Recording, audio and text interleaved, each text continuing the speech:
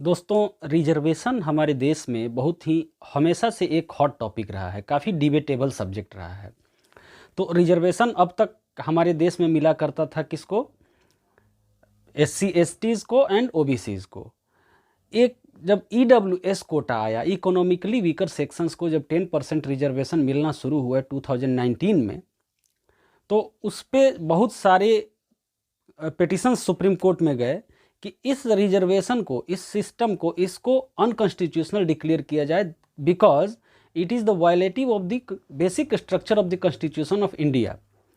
तो जो पिटिशंस डालने वाले थे उनके अलग तर्क थे, बाद में सरकार ने अपने तर्क दिए और सुप्रीम कोर्ट ने इस पे एक फैसला दिया है। तो सुप्रीम कोर्ट ने क्या फैसला दिया है फ्रेंड? तो सुप्रीम कोर्ट ने फैसला दिया है कि ये जो 10% ईडब्ल्यूएस रिजर्वेशन है, it is not the violative of the basic structure of the constitution of India, और इसको अपहेल्ड किया है। तो अपहेल्ड किया है फ्रेंड्स, ये 5 जजेस की बेंच थी, कॉन्स्टिट्यूशनल बेंच थी, और 5 जजेस की बेंच ने 3:2 में इसका जजमेंट दिया है। मतलब 3 जजेस ने इसको अपहेल्ड किया है, इसके फेवर में रहे हैं, और 2 जजेस का डिसेंटिंग व्यूज रहा है। तो फ्रेंड्स, जैसा कि मेजॉरिटी के हिसाब से इसको अब ईडब्ल्यूएस का जो रिजर्वेशन है, कोटा है, इसको माना जाएगा कि it is not the violative of the basic structure of the constitution. ये अपहेल्ड रहेगा, ये चलता रहेगा। तो फ्रेंड्स, इस वीडियो में हम पूरी बात करेंगे। हम बात क्या क्या करने वाले हैं इस वीडियो में? तो सबसे पहले बात करने वाले हैं कि ईडब्ल्यूएस कोटा क्या है, और ईडब्ल्यूएस कोटा क्या है, इसके अलावा इसकी हिस्ट्री क्या है, इस कोटा को कब लाया गया था, इस रिजर्वेशन को कब लाया गया था, और कैसे लाया गया था, किस तरह से लाया गया था, और ये जो सुप्रीम कोर्ट का ये जो जजमेंट है, वो जजमेंट क्या है, और जजमेंट क्या है, साथ में जो इस जजमेंट में जो क्वेश्चंस इवॉल्व हुए थे, जो क्वेश्चंस सुप्रीम कोर्ट को डिसाइड करने थे, वो क्वेश्चंस क्या थे, और सुप्रीम कोर्ट के जो जजेस हैं जिनका कि एक फेवर में व्यूज़ है और डिसेंटिंग व्यूज़ है, तो उन सब के बारे में बात करेंगे कि फेवर में क्या है और डिसेंटिंग क्या है। फ्रेंड्स, इसके बाद हम बात, एक चीज़ और इसके पहले हम समझ लेते हैं कि ये जो टॉपिक है ये किसके लिए बेनिफिशियल है। तो बेनिफिशियल फ्रेंड्स ये सबके लिए है। अगर आप कोई न्यूज़ को समझ रखते हैं और न्यूज़ को समझना चाहते हैं और देश दुनिया की खबर रखना चाहते हैं तो आपके लिए बेनिफिशियल है। आप देख सकते हैं इसको। आप लॉ स्टूडेंट्स हैं, आपके लिए काफ़ी अच्छा है। लॉ ग्रेजुएट्स हैं तो भी आपके लिए काफ़ी अच्छा है, आप इसको समझ सकते हैं। अगर लॉ टीचर्स हैं तो भी आपके लिए अच्छा है, क्योंकि इसमें हम डिस्कस करेंगे basic structure of the constitution का वायलेशन क्यों नहीं है, ये जजमेंट में क्या कहा गया है। और अब लॉयर्स हैं तो भी आप देख सकते हैं।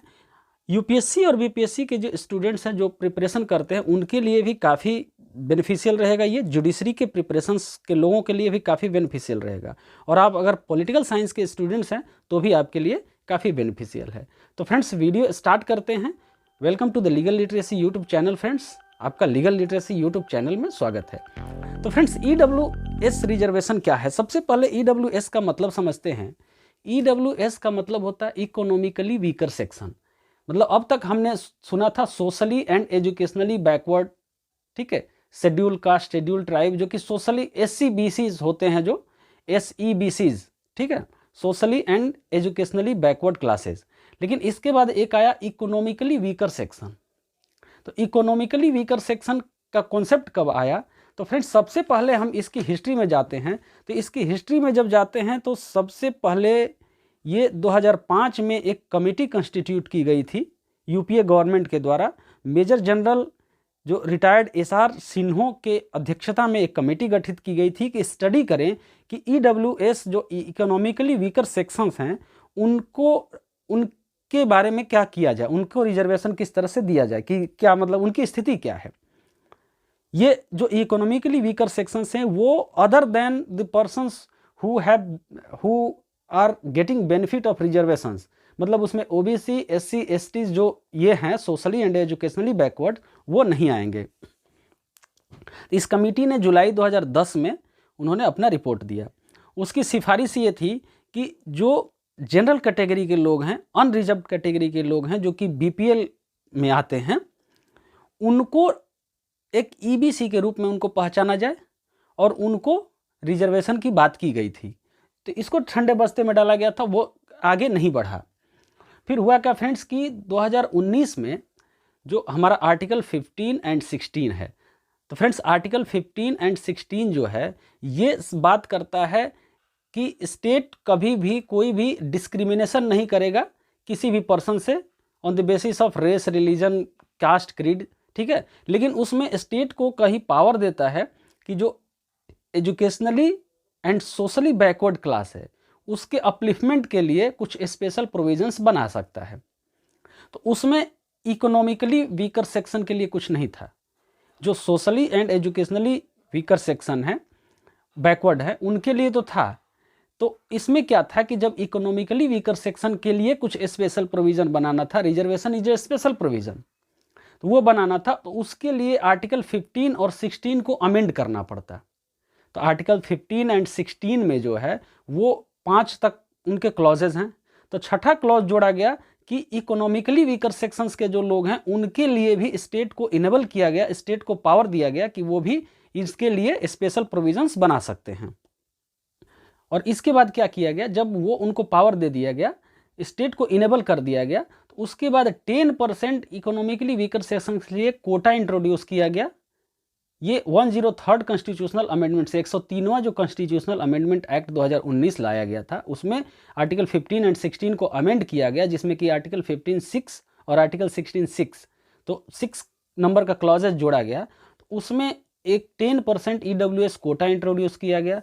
और कोटा इंट्रोड्यूस क्या किया गया कि economic reservation in jobs and admission in educational institutions for economically weaker sections. और ये जो एजुकेशनल इंस्टीट्यूशन होंगे वो प्राइवेट, एडेड और नॉन एडेड दोनों होंगे, एक्सेप्ट जो कि 30 क्लॉज 1, आर्टिकल 30 क्लॉज 1 में जो माइनॉरिटी इंस्टीट्यूशंस है उनको छोड़ के, उनमें ये कोटा नहीं लगेगा।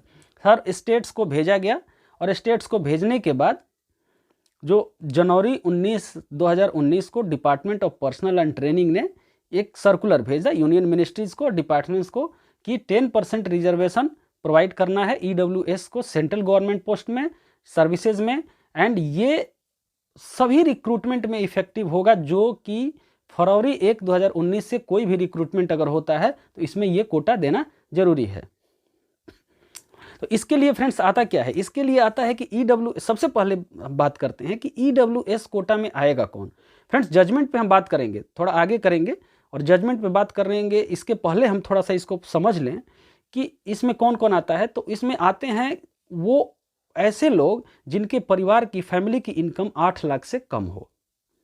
और फैमिली में कौन कौन आता है, पेरेंट्स आते हैं, स्पाउसेज आते हैं, चिल्ड्रन आते हैं, सिबलिंग्स आते हैं जो कि 18 साल से कम उम्र के हों। और इनकम में क्या क्या आता है, तो इनकम में आता है कि income from all the sources, आपकी सैलरी हो, प्रोफेशन हो, बिजनेस हो, एग्रीकल्चर हो, कुछ भी हो। एक तो ये क्राइटेरिया हो गया EWS के लिए। दूसरा क्राइटेरिया हो गया फ्रेंड्स कि आपके पास 5 एकड़ से ज़्यादा, मतलब 5 एकड़ अगर ज़मीन है, एग्रीकल्चरल लैंड है और उससे ज़्यादा है तो आप इसमें एक्सक्लूडेड हैं, इसमें आप EWS कैटेगरी में नहीं आ सकते हैं। रेसिडेंशियल फ्लैट 1000 स्क्वायर फीट या इससे ज़्यादा का है तो आप EWS में नहीं है। रेसिडेंशियल प्लॉट है 100 स्क्वायर यार्ड या इससे ज़्यादा नोटिफाइड म्यूनिसिपैलिटी में तो आप नहीं है इसमें इंक्लूडेड।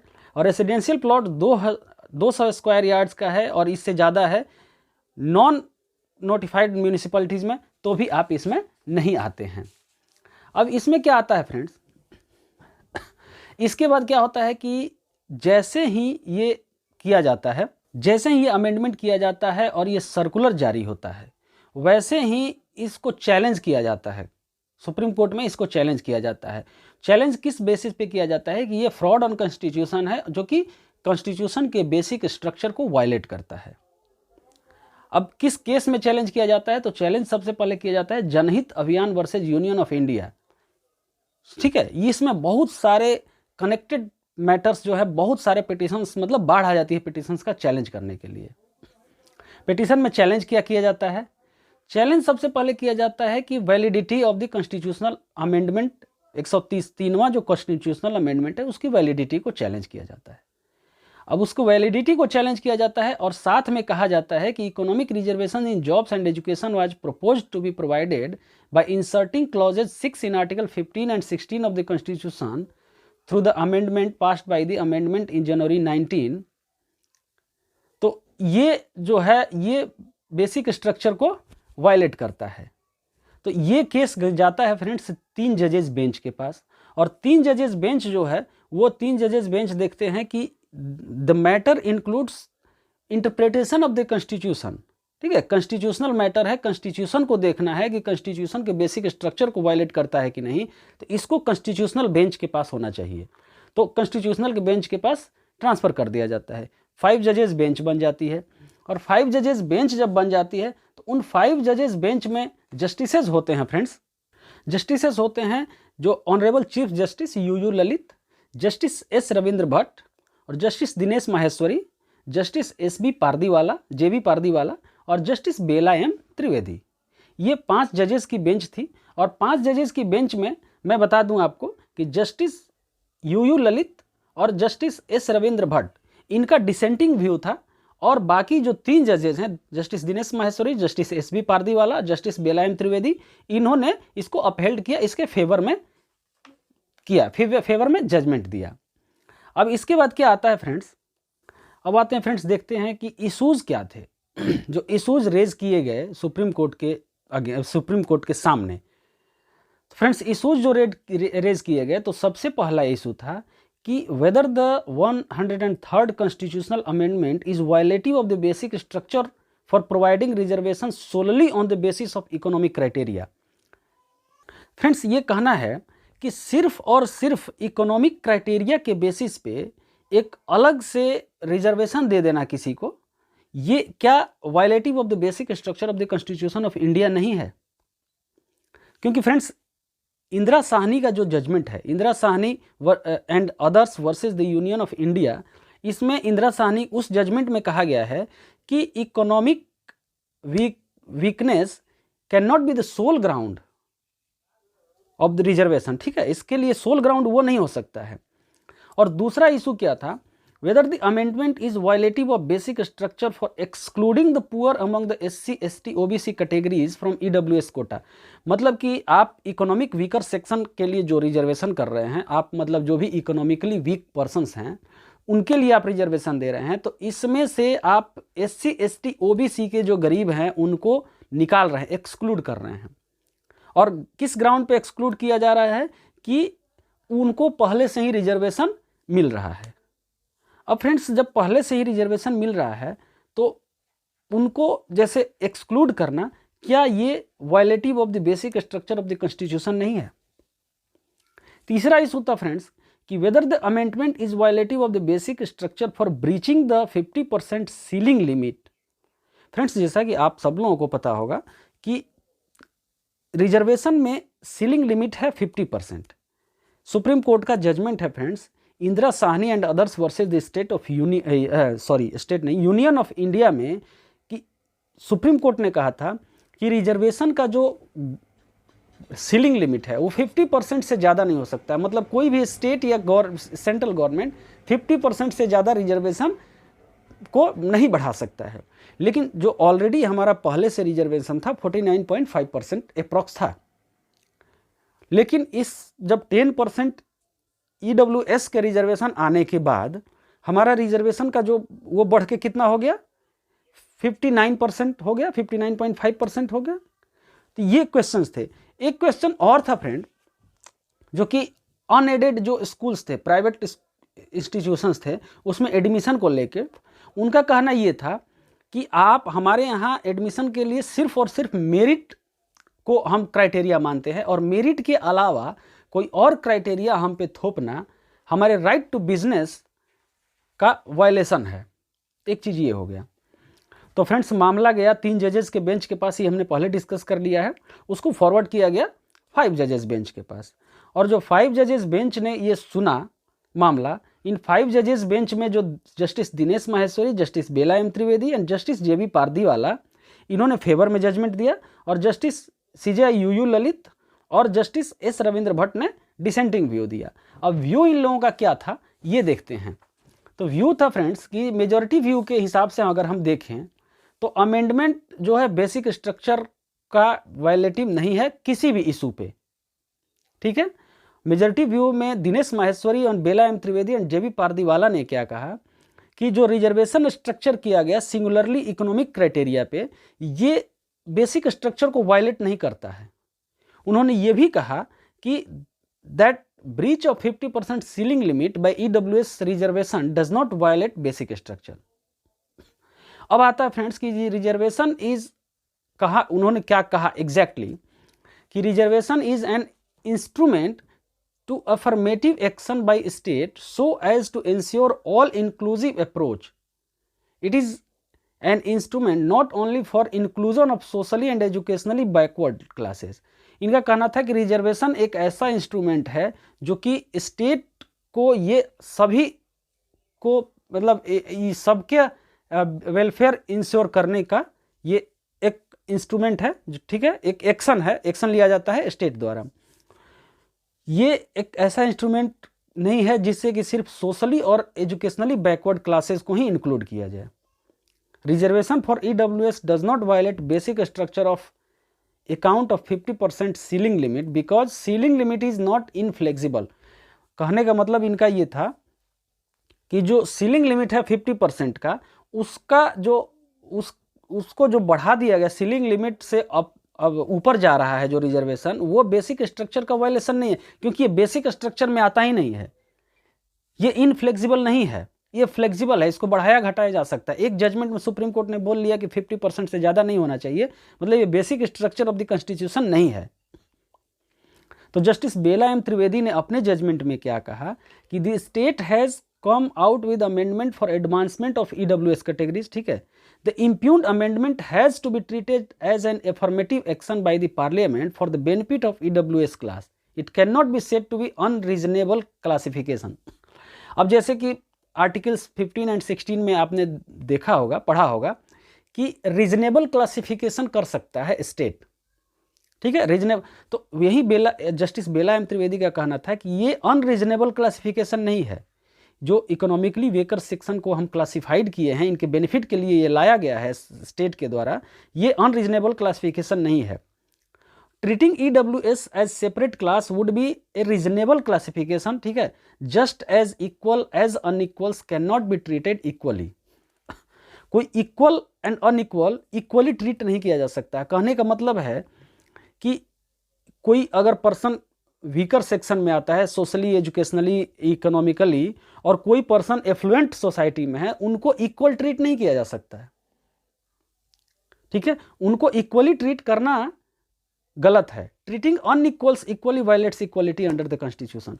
जो अनइक्वल को इक्वली ट्रीट करते हैं, मतलब अब सिंपल सी भाषा में समझते हैं फ्रेंड्स कि एक इंसान है, अगर उसको ज़्यादा भूख लगी है, वो 5 रोटी खाता है, और कोई इंसान है जिसका कि 3 रोटी में पेट भर जाता है, तो हम इक्वली ट्रीट करें दोनों को कि दोनों को हम 4-4 रोटी दें, 5-3 8 हो गया तो 4-4 रोटी दें, ये वायलेट करता है इक्वलिटी अंडर द कॉन्स्टिट्यूशन।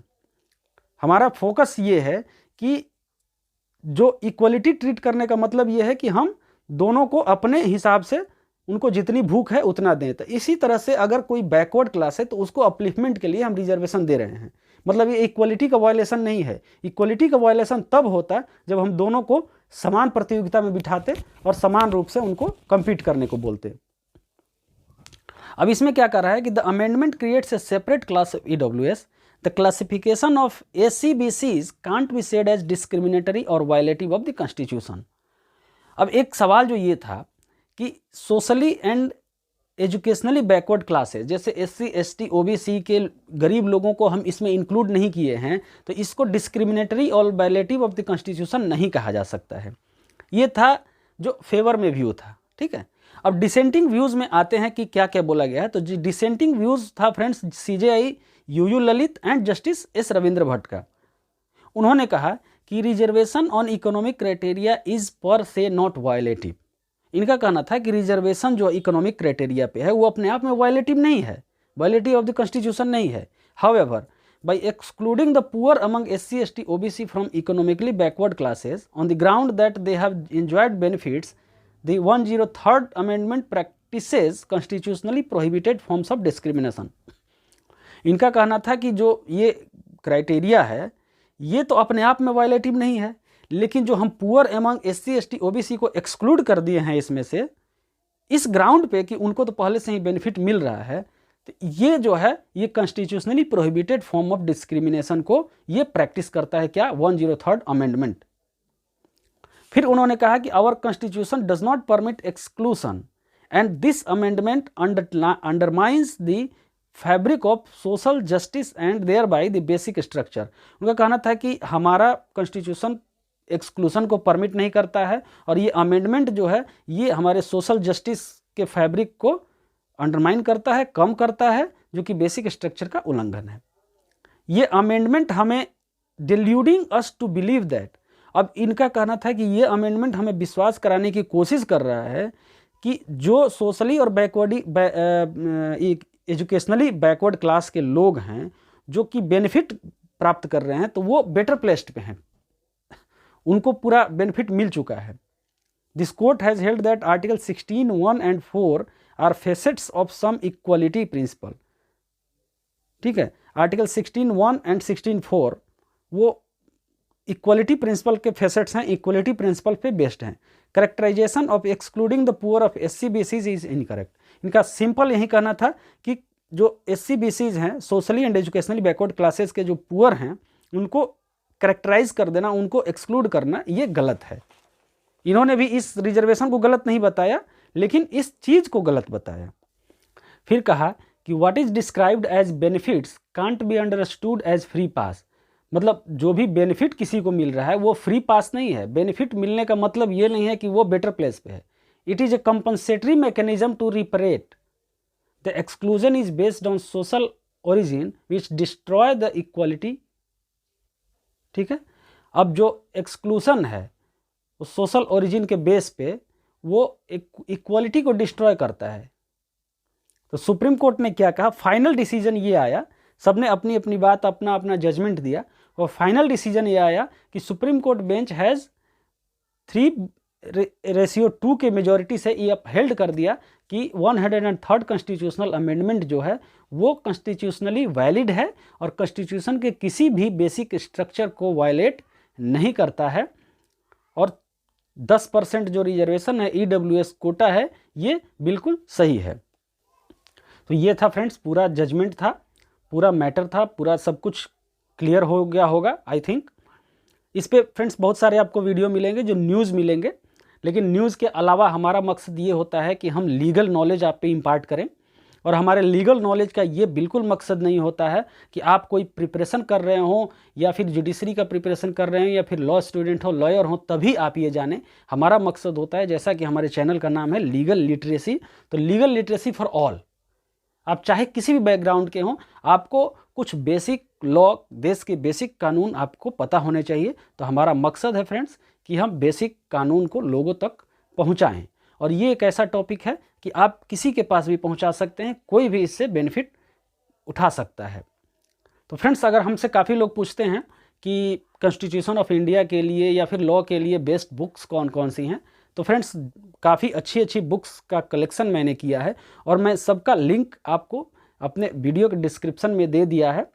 ठीक है, आप वहाँ से जाके बुक परचेज कर सकते हैं या फिर देख सकते हैं, उनका रिव्यू देख सकते हैं। रिव्यू के अलावा आप उन पे क्वेश्चंस पूछ सकते हैं कि इस बुक में क्या है, कैसे, जो भी अमेज़न पे आप लोगों को तो ज़्यादा पता होगा, तो उस पे देख सकते हैं। अगर बुक आपको अच्छी लगे तो वहाँ से, या फिर अगर आपको ऐसा लगता है कि वहाँ महंगा है तो आप कहीं और से भी वो बुक परचेज कर सकते हैं। तो फ्रेंड्स वीडियो को अगर अच्छी लगी हो तो लाइक करें, शेयर करें एंड सब्सक्राइब करें। बहुत बहुत धन्यवाद।